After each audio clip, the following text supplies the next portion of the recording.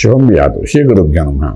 వృషభ రాశి వారికి జనవరి 15వ తారీఖు నుండి 31వ తారీఖు వరకు ఏ విధంగా ఉందనే విషయాన్ని మనం ఇప్పుడు విశేషం తెలుసుకోవడం ప్రయత్నం చేద్దాం.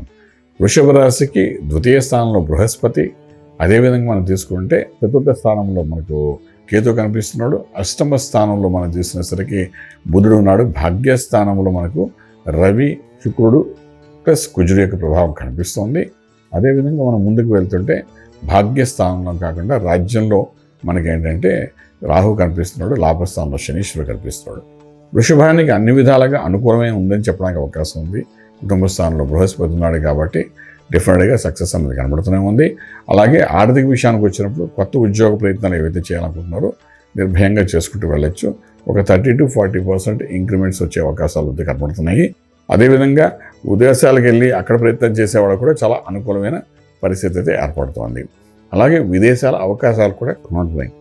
ఈ 15 రోజుల్లో కొంతవరకు దానికి సంబంధించిన ఏదైనా పేపర్స్ కానీ ఏమైనా సిగ్నేచర్ చేయాలంటే చేసుకోవచ్చు. విదేశాలు కూడా వెళ్ళి అక్కడ ఉద్యోగం చేయడానికి కూడా అనుకూలమైన వాతావరణం కనిపిస్తోంది. అలాగే వ్యాపారస్తుల విషయానికి వచ్చినప్పుడు కొత్త వ్యాపారానికి శ్రీకారం చుట్టండి. 18వ తారీఖు తర్వాత నుండి 31 మధ్యలో చక్కటి ముహూర్తం తీసుకుని ఆరంభించండి. డెఫినెట్గా సక్సెస్ఫుల్ అయ్యే అవకాశం ఉంది. Especially automobiles, scrap business, medical రంగానికి సంబంధించిన బిజినెస్ ఏమైనా చేయాలనుకున్న వాడికి మాత్రం మంచి అవకాశం ఉంది. ఈ 15 రోజుల్లో వ్యాపారాన్ని ఆరంభించండి అని చెప్పగలుగుతాం. ఇక real estate, construction, steel, cement, iron వ్యాపారం చేసే వాళ్ళకి కొంత న్యూట్రల్గా ఉంటుంది.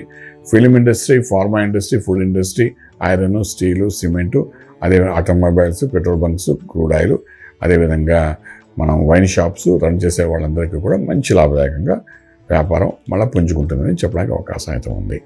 ఇంపోర్ట్, ఎక్స్పోర్ట్ వ్యాపారం న్యూట్రల్గానే ఉంటాయి. అదేవిధంగా శుభవార్తలు వింటారు, శుభమైన కార్యక్రమాల్లో పాల్గొంటారు.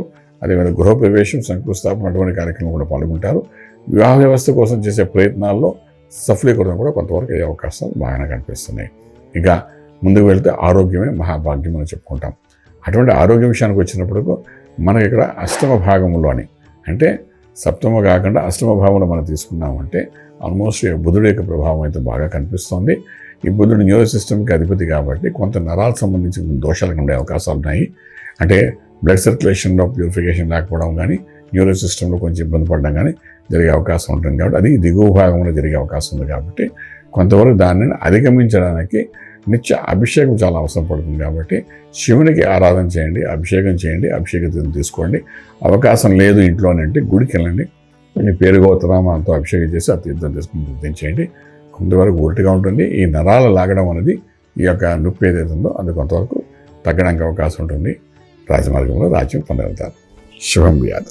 పూర్తి వివరాలకు సంప్రదించండి శ్రీ వేదమాత గాయత్రి జ్యోతిష్యాలయం, బ్రహ్మశ్రీ మంతా సూర్యనారాయణ శర్మ గారు, Srinilayam, first floor, 101, Sai Vaibhav layout, Chitrapuri colony పక్కన, కాజాగూడ, హైదరాబాద్ 500008.